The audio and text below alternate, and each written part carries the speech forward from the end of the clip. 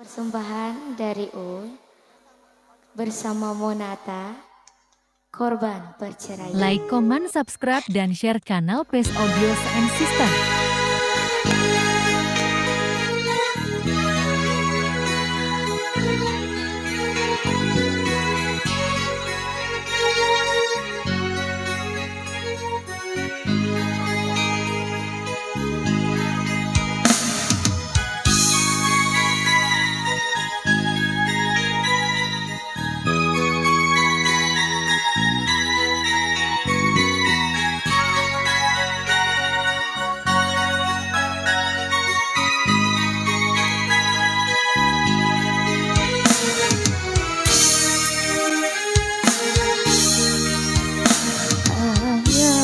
Di manakah dirimu?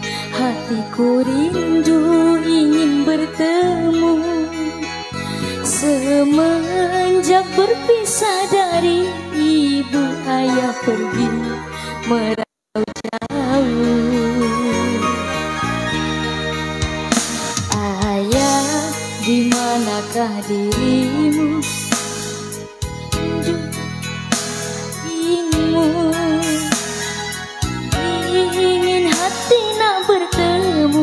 Memeluk dirimu seperti dahulu. Namun semua telah berubah. Hanya ibu yang aku punya.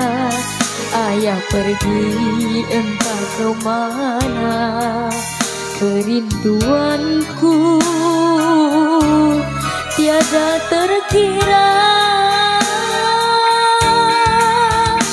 Andai waktu dapat kuputar, tak ingin aku dilahirkan. Kalau hanya untuk menanggung beban korban dari sebuah perceraian. Ibu, maafkan aku, bukan tak sayang aku padamu.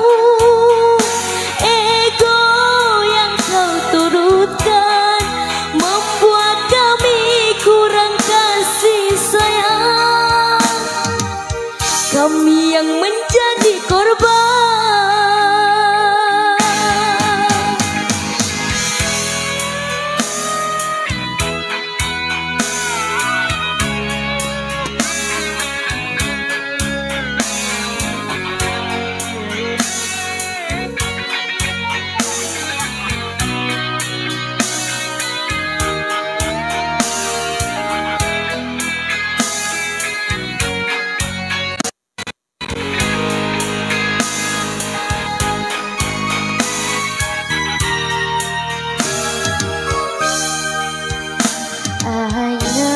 Tidakkah kau rindu kepada kami, darah dagingmu? Teringin hati nak bertemu, memeluk dirimu seperti dahulu. Namun semua telah berubah. Hanya ibu yang aku punya. Ayah pergi entah kemana. Kerinduanku tiada terkira.